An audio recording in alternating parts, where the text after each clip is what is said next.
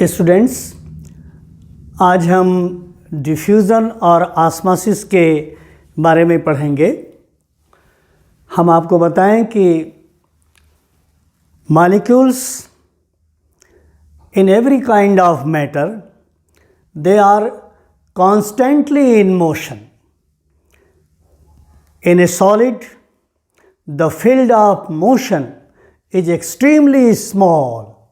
For example, in an iron rod or a brick, the field of motion is extremely small. In liquid and gases, they move out in all directions until the concentration of whole compartment is equal. जब तक कि पूरे compartment का concentration equal न हो जाए, gases में और लिक्विड में मॉलिक्यूल्स सभी डायरेक्शंस में मूव करते रहते हैं। लेकिन सॉलिड में मैंने आपको एग्जाम्पल बताया, जैसे आयरन रॉड है या ब्रिक है, उसमें फील्ड ऑफ मोशन बहुत स्मॉल होता है जो दिखाई नहीं दे सकता, और लिक्विड और गैसेस में आपको मॉलिक्यूल्स का मोशन दिखाई भी दे जाता। मैं आपको एक एग्जाम्पल शो कर रहा हूँ। ये वाटर है, इसमें मैं थोड़ी सी डाई डाल दे रहा हूँ। आप देखिए कि इसमें जो डाई के मॉलिक्यूल्स हैं, कलर के मॉलिक्यूल्स हैं, वो धीरे धीरे डिफ्यूज़ कर रहे हैं और तब तक डिफ्यूज़ करते रहेंगे जब तक पूरे ग्लास ऑफ वाटर में इवनली डिस्ट्रीब्यूशन न इनका हो जाए। बराबर जब तक ये मॉलिक्यूल्स डिस्ट्रीब्यूट नहीं हो जाएंगे तब तक ये मॉलिक्यूल्स जो हैं डिफ्यूज़ करते रहेंगे।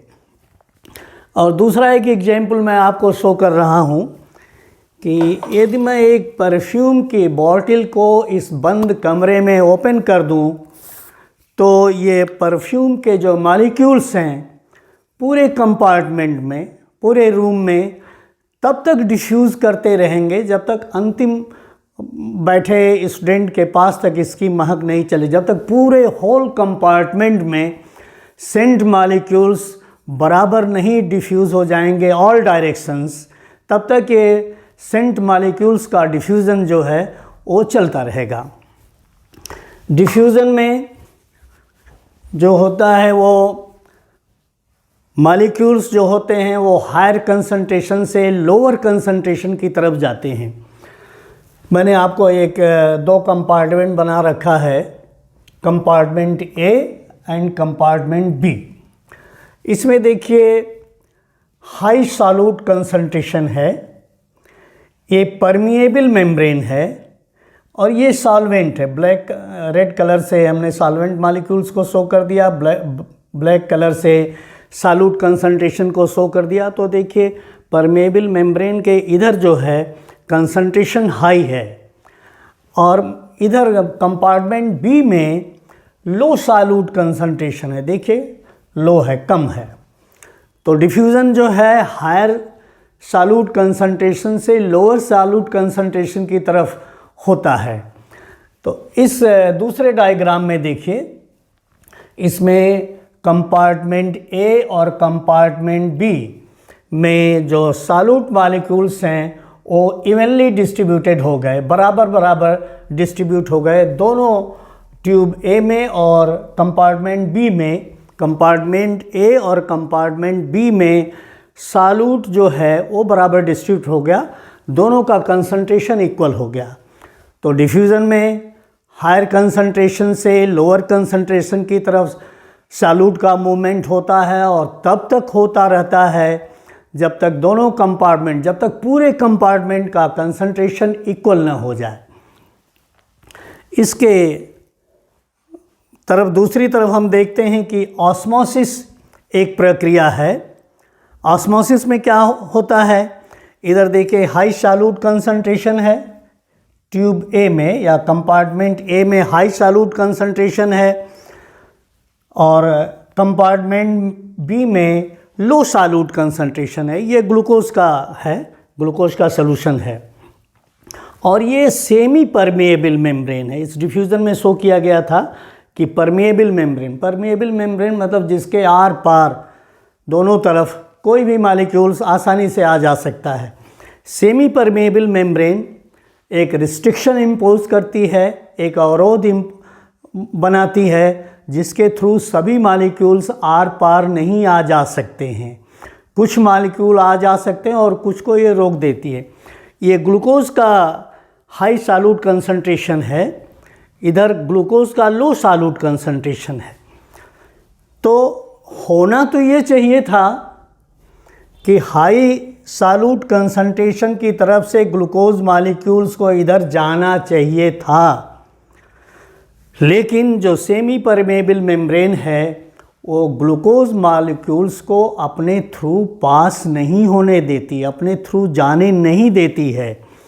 तो क्या होता है फिर, जिधर लो सॉल्यूट कंसंट्रेशन है, जिधर लो ग्लूकोज का कंसंट्रेशन है, इसमें सॉल्वेंट वाटर मॉलिक्यूल्स का कंसंट्रेशन बहुत ज़्यादा है। तो वाटर मॉलिक्यूल्स यहाँ से कंपार्टमेंट ए की तरफ सेमी परमेबल मेम्ब्रेन के थ्रू जाएंगे। आप जानते हैं, पहले भी हम बता चुके हैं आपको कि वाटर मॉलिक्यूल्स जो होते हैं वो बहुत स्मॉल मॉलिक्यूल्स होते हैं और पोलर भी होते हैं, लेकिन मेम्ब्रेन जो है, सेमी परमेबल मेम्ब्रेन जो है, उसके लिए स्लाइट परमेबल होती है। तो धीरे धीरे वाटर मॉलिक्यूल्स जो हैं कंपार्टमेंट बी की तरफ से कंपार्टमेंट ए की तरफ आएंगे और तब तक आते रहेंगे जब तक कंपार्टमेंट ए और बी का कंसंट्रेशन, कंपार्टमेंट ए और कंपार्टमेंट बी का कंसंट्रेशन इक्वल नहीं हो जाता। ये ऑस्मोसिस की प्रक्रिया तब तक चलती रहेगी। तो एक तरह से हम देखते हैं कि ऑस्मोसिस में net diffusion of water molecules from low solute concentration toward high solute concentration हो रहा है।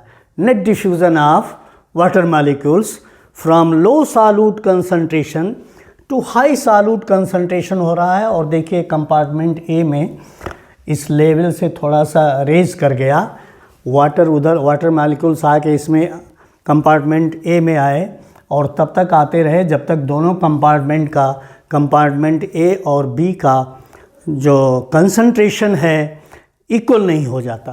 तो ये ऑस्मोसिस की प्रक्रिया तब तक चलती रहेगी। वाटर मॉलिक्यूल्स लो सॉल्यूट कंसंट्रेशन से हाई सॉल्यूट कंसंट्रेशन की तरफ तब तक जाते रहेंगे जब तक दोनों कंपार्टमेंट का कंसंट्रेशन इक्वल न हो जाए। तो ऑस्मोसिस को हम डिफाइन कर सकते हैं कि movement of water molecules from low concentration solution toward high concentration solution की तरफ, और तब तक हो जब तक दोनों कंपार्टमेंट का कंसंट्रेशन इक्वल न हो जाए। इस वाटर मूवमेंट को ऑस्मोसिस कहते हैं। डिफ्यूज़न में हम देखते हैं कि डिफ्यूज़न में क्या क्या चीज़ें हमारे सेल के अंदर आती हैं और क्या क्या चीज़ें सेल से बाहर भी जाती हैं। ये देखिए, मैंने आपको एक समझाने के लिए एक सेल बना दिया। इस सेल का न्यूक्लियस है, ये साइटोप्लाज्म है, ये एक्स्ट्रा सेलुलर फ्लूइड है।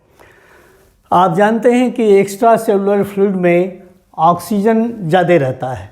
प्लाज्मा मेम्ब्रेन बैरियर के थ्रू वो चीज़ें आसानी से डिफ्यूज़ करती हैं जो स्मॉल मीडियम साइज्ड मॉलिक्यूल्स हैं, जो नॉन पोलर हैं और हाइड्रोफोबिक हैं।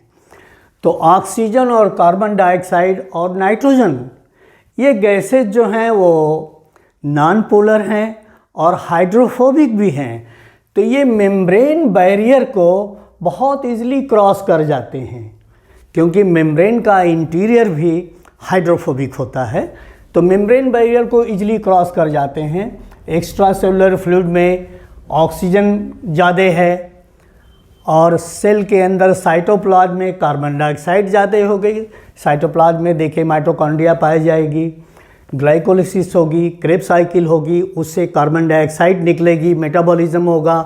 तो कार्बन डाइऑक्साइड अंदर सेल के अंदर ज़्यादा हो गई, तो कार्बन डाइऑक्साइड हायर कंसंट्रेशन से लोअर कंसंट्रेशन की तरफ जाएगी।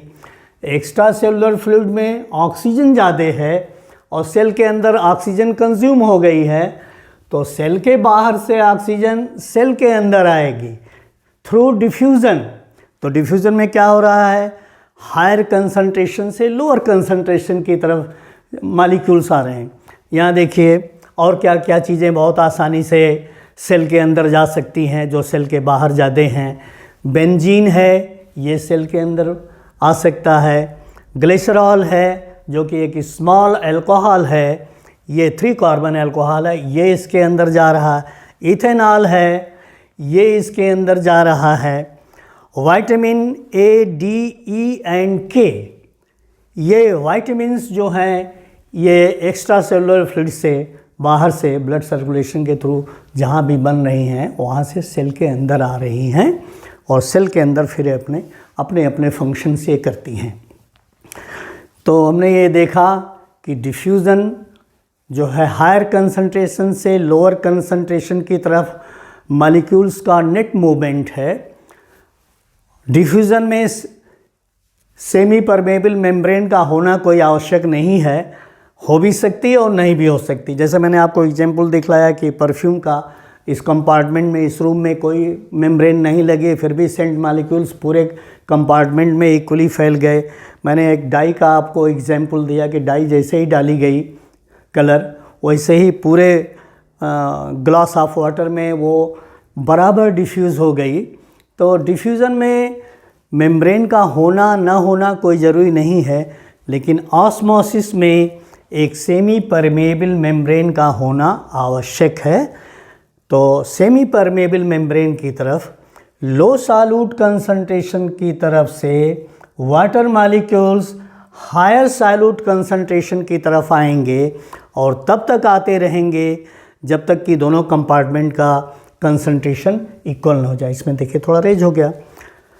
चूँकि ये जो मेम्ब्रेन है, सेमी परमेबल मेम्ब्रेन है, ये ग्लूकोज मॉलिक्यूल्स के लिए इम्परमेबल है। Glucose molecules semi permeable membrane के थ्रू कम पास होते हैं, रिलेटिवली इनसॉल्युबल है। तो इसलिए इन मॉलिक्यूल्स का मूवमेंट इधर की तरफ नहीं हो पाता है।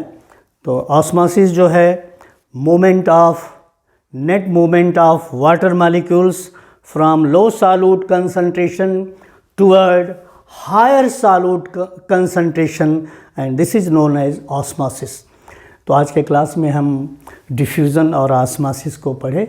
नेक्स्ट क्लास में हम लोग पढ़ेंगे फैसिलिटेटेड डिफ्यूज़न। Thank you.